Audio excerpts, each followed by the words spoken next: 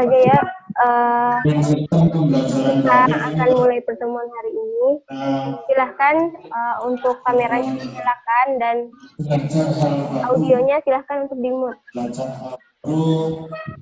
Dengan pelayanan yang baru untuk mendapatkan kualitas pembelajaran yang tentunya tidak kalah dengan pembelajaran tatap muka.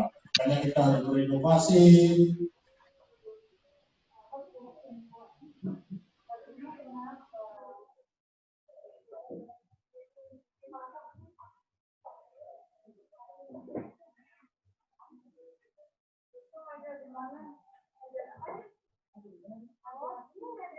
Oke, baik, langsung saja kita akan masuk ke materi untuk pertemuan hari ini.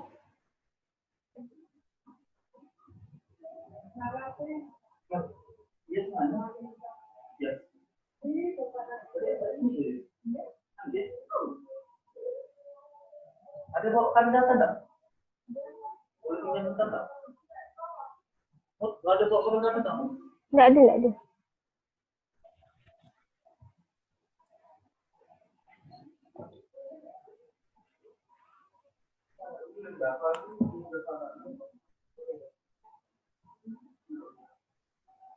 Oke, langsung saja kita mulai untuk materi hari ini. Kita akan belajar tentang flora, fauna Indonesia dan dunia.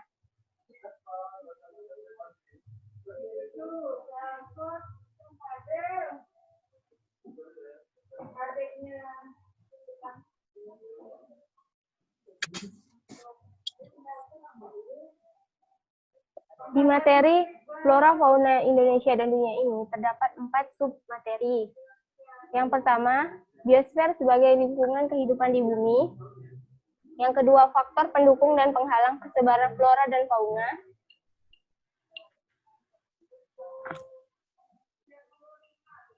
Yang ketiga, persebaran flora dan fauna di Indonesia dan dunia. Dan yang keempat, konservasi flora dan fauna.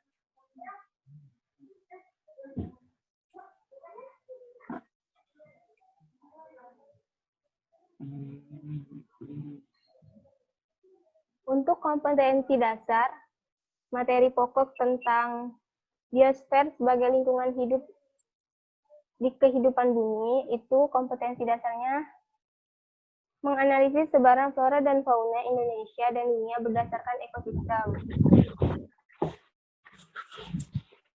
Untuk di-mute mic-nya silahkan untuk di-mute. Oke, Bu.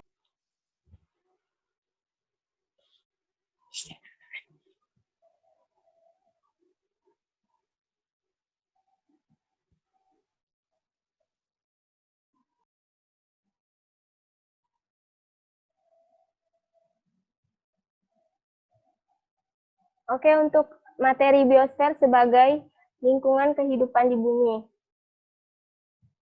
Analisis jenjang kehidupan. Yang kedua, menjelaskan lingkungan utama biosfer.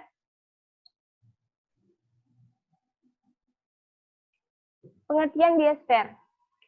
Sebelumnya ada yang tahu pengertian biosfer?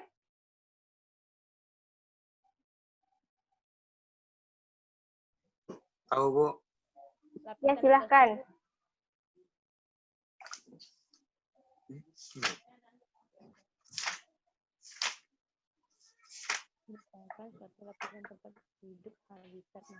Biosfer itu seluruh bagian yang ada di muka bumi. Terus apa lagi?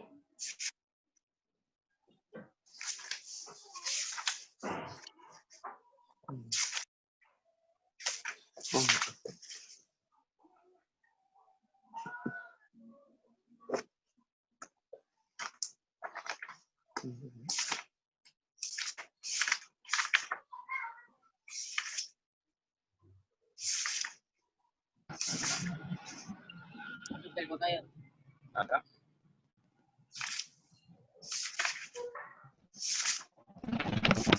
Oke, baik. Pengertian biosfer. Biosfer itu adalah suatu lapisan di mana tempat tinggal makhluk hidup yang dimana di biosfer itu terdapat lapisan litosfer, hidrosfer, dan atmosfer. Yang mana ketiga lapisan itu saling berinteraksi dan membentuk biosfer, tempat ditemukannya kehidupan di bumi. Selain itu, biosfer juga diartikan sebagai bagian dari bumi dan atmosfer, di mana organisme dapat hidup dan melangsungkan kehidupannya. Dengan kata lain, hanya biosferlah sistem kehidupan dapat ditemukan.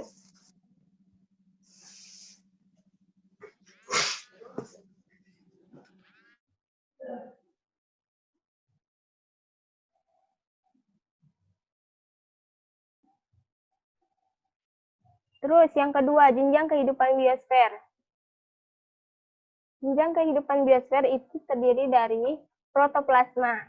Protoplasma adalah zat hidup dalam sel yang terdiri dari senyawa organik kompleks, meliputi lemak, protein, dan sejenisnya. Terus yang kedua ada sel. Sel adalah satuan dasar dari suatu organisme. Sel ini terdiri dari protoplasma dan inti yang terkandung di dalam membran. Misalnya seperti sel darah merah. Terus yang ketiga, jaringan. Jaringan adalah kumpulan sel yang memiliki bentuk dan fungsi yang sama. Contoh dari jaringan misalnya jaringan otot pada manusia, terus kalau untuk tumbuhan itu jaringan flume. Selanjutnya, ada yang tahu jenjang kehidupan tumbuhan yang lainnya?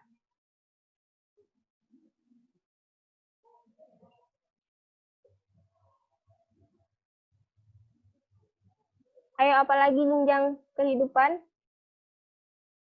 yang lainnya? Silahkan kalian buka materi minggu lalu yang sudah dikirim di Google Classroom.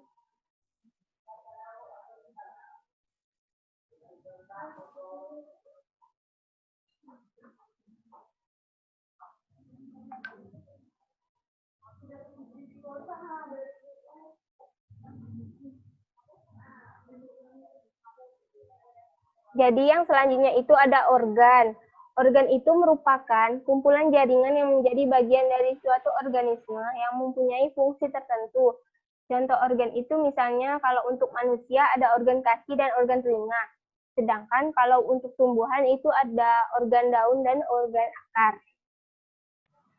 Yang kelima itu ada sistem organ. Sistem organ ini adalah kerjasama antara organ secara struktural dan fungsional yang harmonis. Contoh, misalnya kalau manusia itu antara mata dan telinga. Sedangkan kalau untuk tumbuhan itu daun dan batang. Selanjutnya yang keenam. Yang keenam itu ada organisme. Adalah suatu benda hidup atau makhluk hidup yang bersifat tunggal atau satu, yang termasuk dalam spesies tertentu.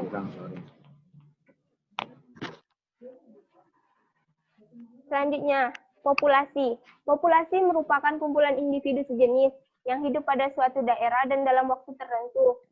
Populasi ini harus memenuhi semua kriteria, yakni mengarah pada satu jenis spesies di satu daerah dan satu waktu yang membentuk kumpulan atau kawanan.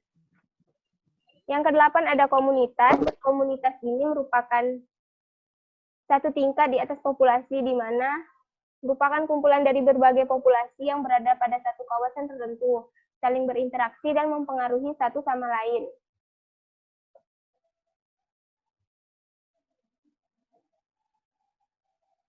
Selanjutnya, ada lingkungan utama biosfer. Terdapat 3 lingkungan utama atau biocycle di dalam biosfer. Yang pertama, biosiklus daratan. Yang kedua, biosiklus air tawar. Dan yang ketiga, biosiklus air asin. Untuk ketiga lingkungan utama biosfer, ada yang bisa menjelaskan salah satunya? Apa itu biosiklus daratan?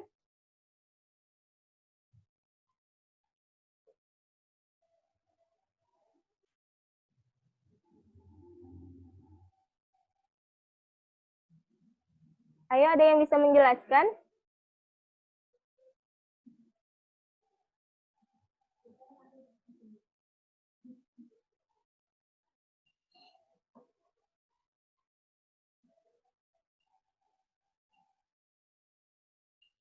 Ayo buka LKS-nya.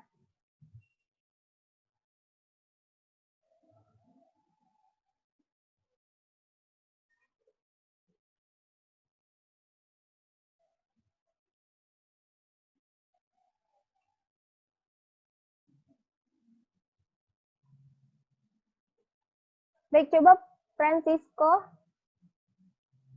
jelaskan apa itu biosiklus daratan.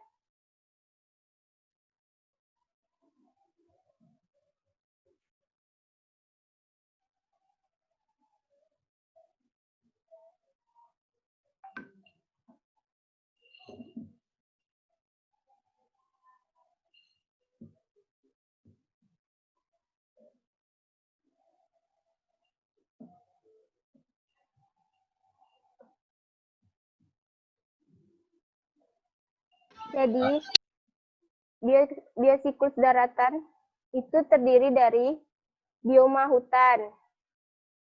Hutan merupakan bentang lahan yang sangat luas yang ditumbuhi beraneka ragam pepohonan. Jenis hutan ini terbagi menjadi hutan hujan tropis, hutan gugur, hutan musim, hutan mangrove, dan hutan berdaun jarum. Kemudian ada bioma taiga. Bioma taiga terletak di kawasan beriklim subarktik dan dengan iklim yang sangat dingin dan musim panas sangat pendek. Jenis vegetasi yang mendominasi adalah tumbuhan yang berdaun jarum.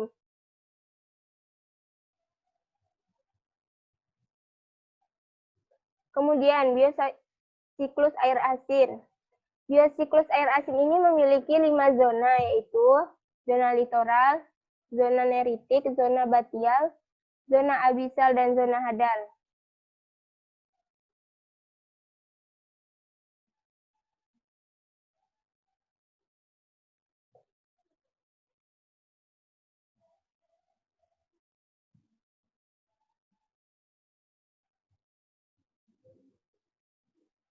Zona litoral adalah zona pasang surut air laut. Organisme yang hidup pada zona ini adalah ganggang, seperti bentos, teripang, bintang laut, udang, kepiting, dan cacing laut. Kemudian zona neritik. Zona neritik ini adalah zona yang memiliki kedalaman 0 sampai 200 meter dan mendapat sinar matahari yang cukup. Kemudian, zona batial.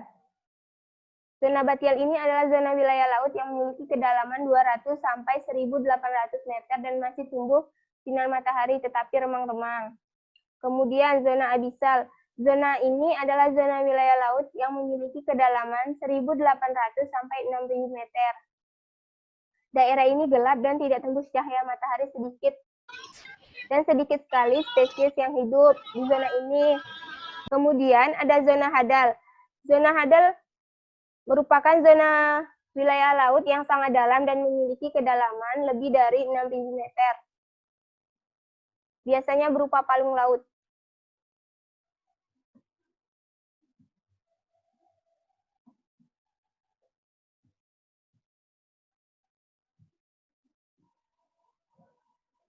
Terus selanjutnya biosiklus air tawar.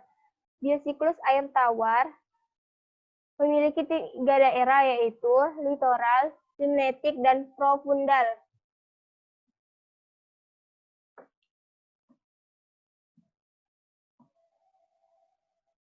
Litoral merupakan daerah air yang dangkal dan sinar matahari tembus hingga ke dasar.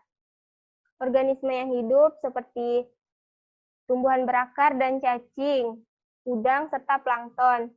Untuk limnetik, itu daerah yang terbuka dan cahaya matahari dapat tembus hingga ke dasar. Ini kebalikan dari zona litoral. Organisme yang hanya bisa hidup di sini yaitu plankton dan plankton. Terus yang selanjutnya ada profundal. Profundal merupakan daerah dasar air yang dalam dan matahari tidak dapat tembus hingga ke dasar. Jadi sangat sulit untuk tumbuhan bisa hidup di daerah profundal karena matahari sangat jarang. Jadi mereka susah untuk bertahan hidup.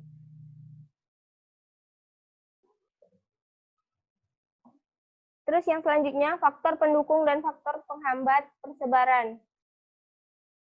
Faktor persebaran dan sarana persebaran. Yang pertama, faktor pendukung persebaran ada suhu, kelembapan, angin, dan air.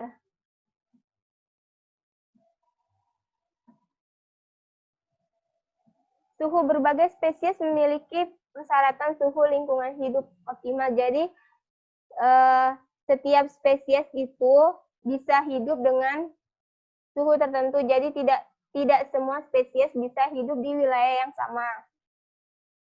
Kelembapan. Begitu juga halnya dengan kelembapan.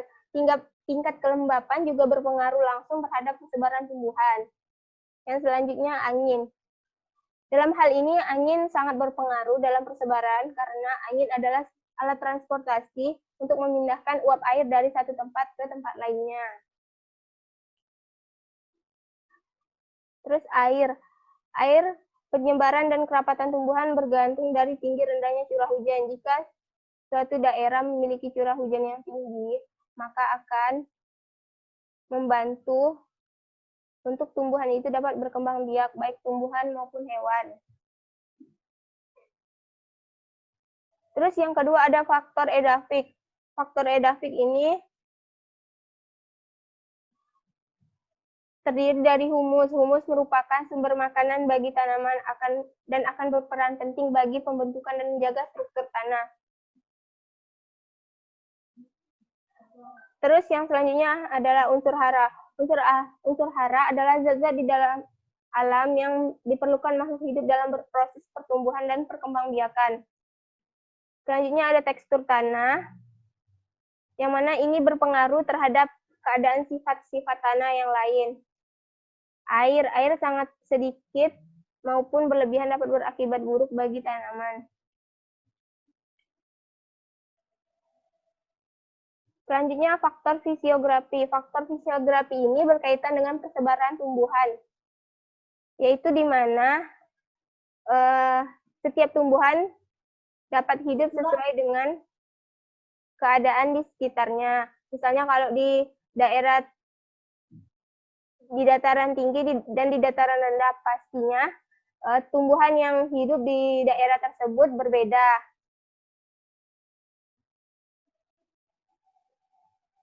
Terus faktor biotik. Di faktor biotik ini ada 3, yaitu manusia, tanaman, dan hewan. Manusia merupakan faktor yang paling penting dalam persebaran karena manusia dapat menjaga kelestarian maupun mengubah tatanan kehidupan flora dan fauna. Tanaman merupakan faktor biotik karena berpengaruh terhadap keadaan tumbuhan lain. Hewan dapat membantu proses terjadinya penyerbukan dan penyebaran biji-biji tumbuhan. Sarana persebaran. Hampir semua fauna daratan sebagai media untuk berpindah tempat. Angin. Flora dapat menggunakan angin untuk berimigrasi dari berat ringannya benih. Terus pengangkut manusia, baik secara sengaja ataupun tidak. Manusia dapat menyebabkan perpindahan flora. Air menyebabkan perpindahan mudah terjadi. Benih tumbuhan terangkut dan berpindah tempat dengan media alir air.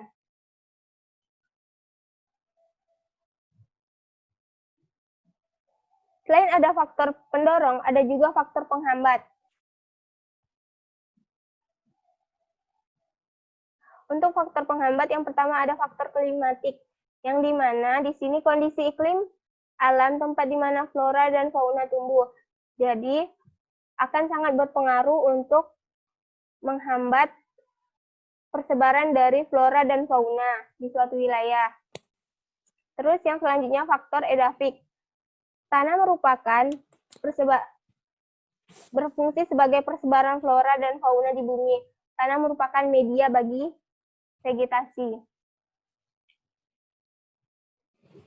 Faktor topografi. Topografi berkaitan dengan ketinggian tempat. Makin tinggi tempat, makin rendah suhu, mempengaruhi hewan dan tumbuhan yang hidup di suatu wilayah. Faktor biotik. Faktor biotik ini salah satunya adalah manusia yang memiliki peran penting dalam menentukan keberlangsungan hidup dan hewan dan tumbuhan. Jadi, jika manusia melakukan penebangan liar, pembabatan hutan, itu akan menyebabkan hilangnya habitat hewan, sehingga menyebabkan hewan banyak punah dan langka. Terus, faktor iklim. Tanah mempengaruhi persebaran flora dan fauna di bumi. Tanah merupakan mediasi bagi vegetasi. Persebaran flora dan fauna. Persebaran di dunia dan Indonesia. Untuk persebaran flora di Indonesia terbagi menjadi 4 wilayah kelompok. Yang pertama, wilayah flora Sumatera, Kalimantan. Yang kedua, wilayah flora Jawa, Bali. Dan yang ketiga, wilayah flora Kepulauan Wales. Dan yang keempat, wilayah flora fauna.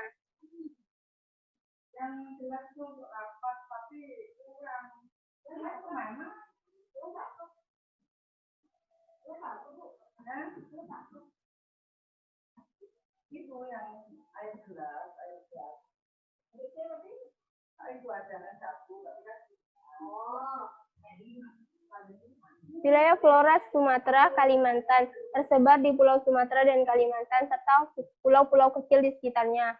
Contohnya bunga bangkai. Terus wilayah flora Jawa, Bali tersebar di Pulau Jawa, Madura, Bali, dan kepulauan-kepulauan kecil di sekitarnya. Contoh salah satunya adalah pohon buruhal atau kepel. Terus yang ketiga, wilayah flora Kepulauan Wales. Ini tersebar di bagian Pulau Sulawesi Timur, Kepulauan Maluku, dan Sulawesi Tenggara dan Nusa Tenggara. Contoh yang banyak ditemui di wilayah ini adalah pohon sagu. Kemudian wilayah flora Papua. Ini meliputi wilayah Papua dan Papua kecil sekitarnya. Pohon yang sering tumbuh di sini yaitu pohon eukaliptus.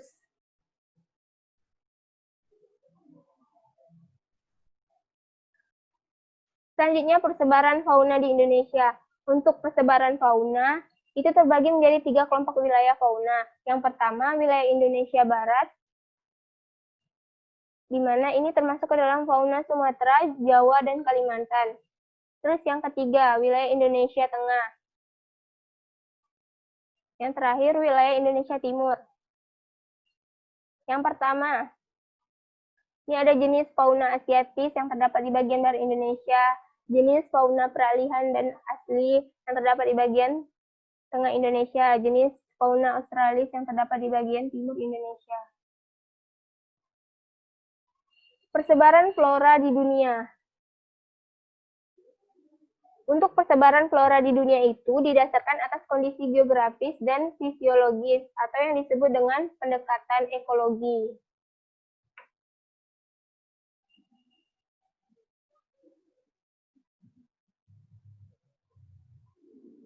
Ini adalah peta persebaran flora.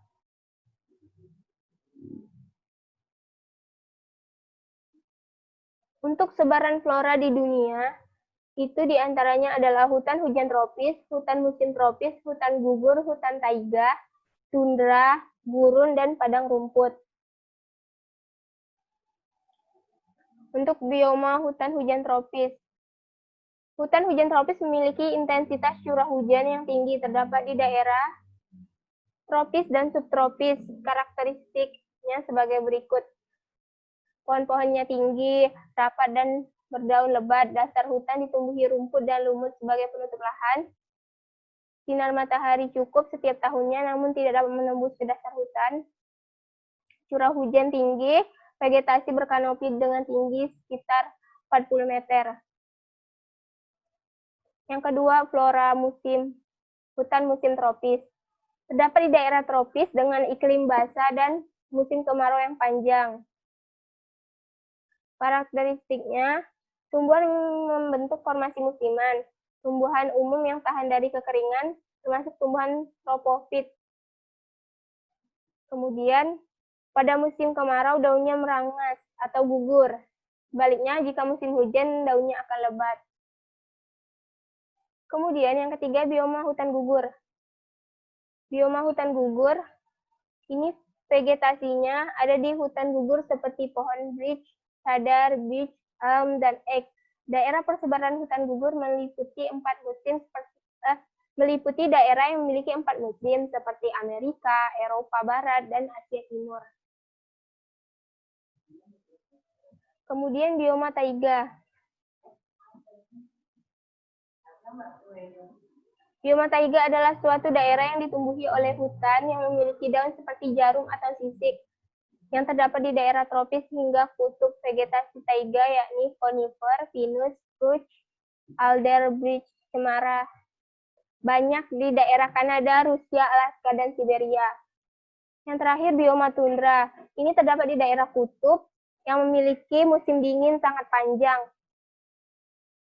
Vegetasi yang terdapat di daerah tundra umumnya berupa lumut dan lumut kerak. Bioma gurun. Bioma gurun menerima kurang dari 25 cm atau 250 mm curah hujan per tahun. Hal ini menyebabkan gurun menjadi daerah berpasir dan berbatu. Vegetasi yang ada di daerah ini adalah tumbuhan dapat beradaptasi dengan minimnya ketersediaan air. Bioma padang rumput. Bioma padang rumput memiliki karakteristik daerah dengan intensitas curah hujan 250 sampai 550 mm per tahun.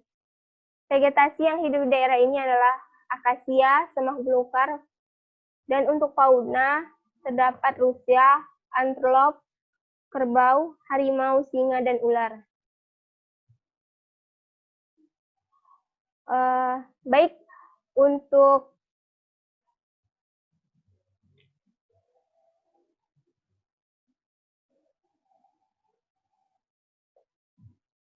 untuk pertemuan hari ini, mungkin kita cukupkan sampai di sini dulu. Ada yang ingin bertanya?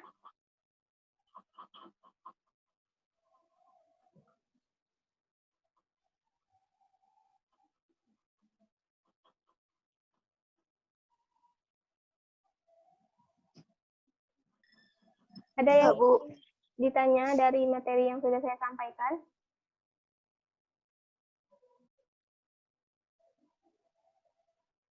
Untuk materi ini, silahkan nanti kalian pelajari lagi. PPT-nya akan saya share di Google Classroom. Ini sebagai bahan untuk kalian ulangan. Jadi silahkan untuk kalian baca dan kalian pelajari.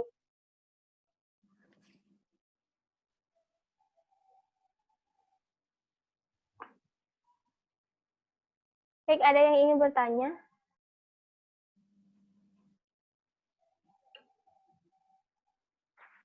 Oke, jika tidak ada, kita cukupkan sampai di sini dulu pertemuan kita hari ini. Setelah ini silahkan kalian kerjakan UK1, UK2, dan UK3. Baik, Bu. Dikumpulkan hari ini juga. Silahkan tugasnya kalian kirim ke Google Classroom. Saya tunggu sampai jam 3 hari ini. Siap, Bu. Siap, Bu.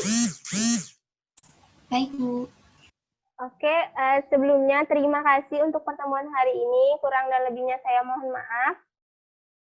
Wassalamualaikum warahmatullahi wabarakatuh. Selamat pagi semuanya. Pagi juga, Bu. Pagi, Bu. Dan, sebelumnya, jangan keluar dulu. Jangan keluar dulu. Silahkan kalian untuk menyalakan kameranya sebentar. Karena Ya, Bu. Ya, Bu. karena saya ingin mendokumentasikan.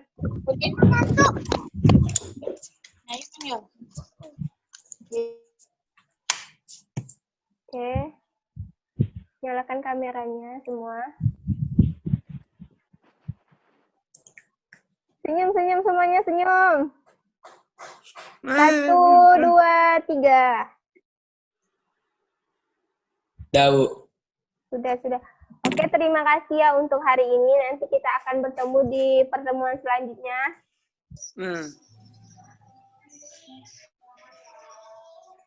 Oke, silahkan kalian sudah boleh keluar dari rumah ini.